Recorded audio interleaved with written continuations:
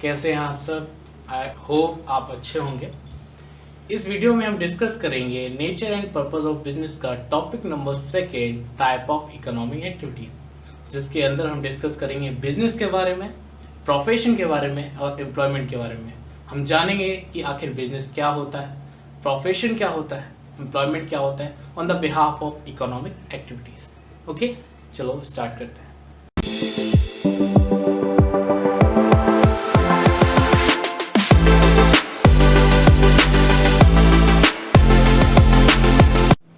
Okay, start करते हैं business से।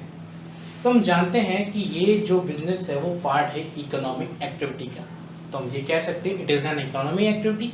ओके, और इसमें क्या होता है, concern with production and exchange of goods and services. Means इसमें वो सारे काम होते हैं, लाइक प्रोडक्शन हुआ, सेल हुआ, परचेज हुआ, ये सारे काम इसमें होते हैं।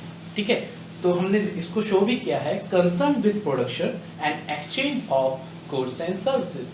अच्छा ये बताइए, हम कुछ भी काम कर रहे हैं, प्रोडक्शन कर रहे हैं या फिर एक्सचेंज ऑफ गुड्स कर रहे हैं, परचेज कर रहे हैं, सेल कर रहे हैं, एनीथिंग, ये आखिर किस में होता है, हम करते क्यों हैं? Because of earning profit. किस लिए करते हैं? Because of earning profit. Okay, तो हम जान चुके हैं कि ये क्या है, it is an economic activity which is concern with the production and exchange of goods and services for the motive of earning profit. Okay, done. Next. Okay, चलो हम प्रोफेशन समझते हैं। हमने इससे पहले जाना कि बिजनेस क्या होते हैं, हमने ये भी जाना कि बिजनेस क्या होती है, इकोनॉमिक एक्टिविटी होती है। हम ये भी जानते हैं कि प्रोफेशन भी एक इकोनॉमिक एक्टिविटी होती है। क्यों होती है? क्योंकि हम पहले ही बता चुके हैं कि इकोनॉमिक एक्टिविटी में क्या होता है, इन्वॉल्वमेंट ऑफ मनी आता है। तो यहाँ पे भी इन्वॉल्वमेंट ऑफ मनी आता है। किस तरीके से आता है ये समझते हैं। प्रोफेशन में क्या होता है, हम अपनी सर्विसेज देते हैं, ठीक है, प्रोफेशनली तरीके से। एग्जांपल लेते हैं, जैसे एक डॉक्टर होता है, ठीक है, उसने अपनी लाइफ में जितनी भी स्टडी की है, चाहे वो कितनी भी डिग्री हो, उसने स्टडी करके ही वो डिग्री हासिल की होगी। तो उसने डिग्री लेने के बाद, पढ़ाई करने के बाद, फिर वो पेशेंट को डील कर रहा है, तो वो अपनी सर्विस दे रहा है। ठीक है, ठीक है, जब वो सर्विस दे रहा है तो उसका वो जो पेशेंट को सर्विस दे रहा है, पेशेंट से वो क्या लेगा, रिटर्न में फीस लेगा। तो यहाँ पे हमने आपको शो भी किया है कि rendering profession services regarding terms of fees. हम सर्विस देंगे, उसके बदले लेंगे क्या, उससे फीस लेंगे। नेक्स्ट एग्जांपल, एडवोकेट हुआ, ठीक है, एक वकील हुआ या फिर लॉयर हुआ, तो वो पढ़ाई किस लिए करता है, अपने क्लाइंट को डील करने के लिए। वो अपनी सर्विस देगा, ठीक है, और फिर उससे रिटर्न में फीस लेगा। सीए हुआ, सीए भी यही करता है। सीए तो आप जानते होंगे, चार्टेड अकाउंटेंट मींस होता है इसका, जितनी भी वो सर्विस देता है उसका वो अच्छा खासा पेमेंट ऐड करता है।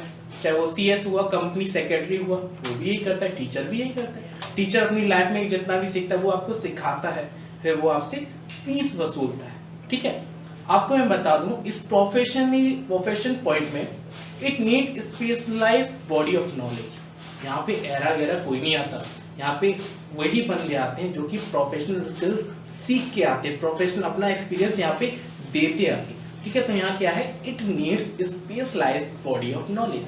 यहाँ पे स्पेशलाइज्ड बॉडी ऑफ नॉलेज चाहिए होती है। इससे स्पेशलाइज्ड बॉडी ऑफ नॉलेज से मतलब यहाँ पर है कि जैसे डॉक्टर है, तो डॉक्टर तभी बनेगा जब वो डॉक्टर की पढ़ाई करके आएगा। ऐसा नहीं है कि हाँ वो इंजीनियर की पढ़ाई करके आ रहा है, बनना उसको डॉक्टर है, ऐसा नहीं होता। उसको उसी लाइन की पढ़ाई करनी पड़ेगी जिस लाइन में वो जाना चाहता है। समझ में आ रहा है? जैसे डॉक्टर की पढ़ाई करने के लिए नीट की जरूरत पड़ती है, सीए की पढ़ाई करने के लिए हमें कॉमर्स की जरूरत पड़ती है ना, टीचर की पढ़ाई करने के लिए हमें बीएड की जरूरत पड़ती है।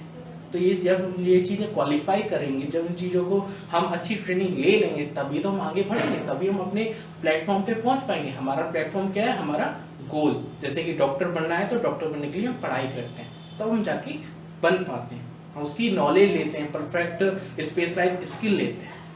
समझ में आ गया आपकी?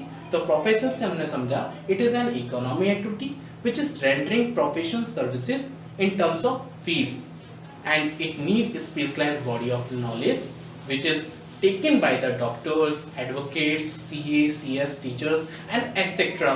professional workers. Okay, done. Next point. Okay, इससे पहले हम जाना कि प्रोफेशन क्या होता है। प्रोफेशन एक इकोनॉमिक एक्टिविटी होती है और इसमें हम अपनी सर्विसेज को रेंडर करते देते हैं और उसके बदले क्या लेते हैं, फीस लेते हैं। ठीक है, अब इसके कुछ फीचर्स जान लेते हैं कि इस चीज को फॉलो करने के लिए हम क्या क्या फीचर्स हमारे साथ होने चाहिए। First, specialized body of knowledge. हमारे पास जिस भी हम फील्ड में जाना चाह रहे हैं उसकी अच्छी नॉलेज होनी चाहिए। ठीक है, जैसे अगर सीए की लाइन में जाने जाते हैं तो हमारे पास कॉमर्स सब्जेक्ट्स की अच्छे से नॉलेज होनी चाहिए। ठीक है, डॉक्टर्स में जाते हैं तो डॉक्टर्स के सब्जेक्ट्स की अच्छी नॉलेज होनी चाहिए। सीएस में जाना चाहते हैं तो सीएस के सब्जेक्ट्स की अच्छी नॉलेज होनी चाहिए, तभी हम उस चीज को कर पाएंगे, उसी प्रोफेशन को हम फॉलो कर पाएंगे। ठीक है, दूसरी बात है रिस्ट्रिक्टेड एंट्री।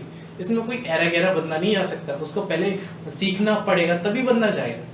ऐसा तो है नहीं कोई मजदूर है भाई, उसको डॉक्टर बनना, उसका एकदम उसको फीलिंग आ गई कि भाई डॉक्टर बनना है, कल गया कि हाँ हम डॉक्टर है, ऐसा थोड़ा ना होता है।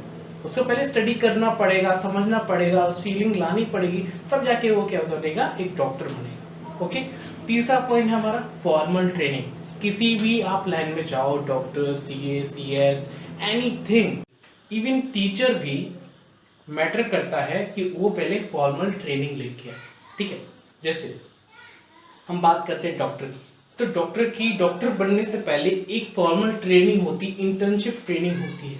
सीए की इंटर्नशिप ट्रेनिंग होती है, सीएस की ट्रेनिंग होती है, टीचर्स की ट्रेनिंग होती है।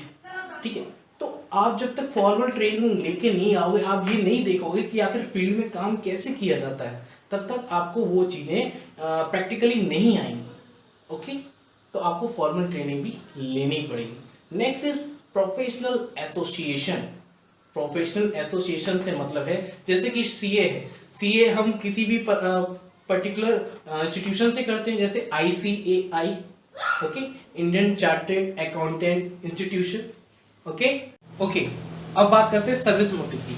सर्विस मोटिव मैटर करता है कि हम किसके रिगार्डिंग सर्विसेज दे रहे हैं। जैसे डॉक्टर अपने पेशेंट को सर्विस देता है, ठीक है, सीएस अपने क्लाइंट को सर्विस देता है, सीए क्लाइंट को सर्विस देता है, टीचर अपने स्टूडेंट को सर्विस देता है। बट मोटिव क्या होता है, हमारा अर्निंग मोटिव है कि हमारा सर्विस मोटिव है।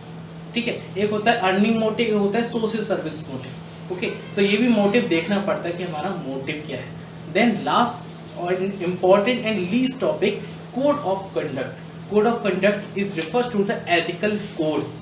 इस चीज में हमको ये सिखाया जाता है मोरल वैल्यूज कि क्या गलत है क्या सही है। जैसे कि कोई भी डॉक्टर अपने पावर्स का गलत इस्तेमाल कर सकता है, अपनी नॉलेज का गलत इस्तेमाल कर सकता है। कोई सीए हो, सीएस हो, आईएएस हो, any professional service officer is use our power का गलत यूज कर सकता है। इसलिए आपको पहले ही code of conduct ethical values सिखाई जाती है कि आखिर गलत क्या है और सही क्या है। ओके, तो यहाँ पे आपके फीचर्स ऑफ प्रोफेशन खत्म होते हैं। नेक्स्ट टॉपिक स्टार्ट करते हैं हमारा एम्प्लॉयमेंट। ओके, अब हम एम्प्लॉयमेंट को समझते हैं। पहले हमने जाना बिजनेस, फिर हमने जाना प्रोफेशन, अब हम एम्प्लॉयमेंट को समझते हैं। तो एम्प्लॉयमेंट क्या होता है? एम्प्लॉयमेंट एक इकोनॉमिक एक्टिविटी होती है जिसके अंडर जो भी वर्कर्स हैं किसी के अंडर काम करते हैं। जैसे एग्जांपल लेते हैं, अच्छा सा एग्जांपल लेते हैं कि कोई किसी कंपनी का बॉस है, ठीक है, उसके अंडर जितने भी वर्कर्स या काम करने वाले होंगे वो उसके एम्प्लॉय होंगे। ओके, किसी कंपनी के हेड के अंदर जितने भी वर्कर्स काम कर रहे होंगे वो एम्प्लॉय होंगे, और जो हेड होगा वो उसका क्या होगा, वो एम्प्लॉयर होगा, और जो उसके अंडर वर्क कर रहे होंगे वो एम्प्लॉय होंगे। आगे आपके समझ में, आई थिंक आ गया होगा। चलिए आगे समझते हैं। People are work for others, it's motive is to earn salaries and wages. जो इनका मेन मोटिव होता है, एम्प्लॉयर्स का, एम्प्लॉय का मेन मोटिव होता है सैलरीज लेना, वेजेस लेना। और इन द कंडीशन एम्प्लॉयमेंट हम सिर्फ सैलरीज ले सकते हैं, वेजेस ले सकते हैं। क्यों? क्योंकि हम किसी के अंडर वर्क कर रहे हैं। समझ में आ गया? Work as the per terms and condition of employ. इसमें कई सारी टर्म्स एंड कंडीशंस का मतलब होता है, यहाँ पे रूल्स एंड रेगुलेशन यूज होते हैं।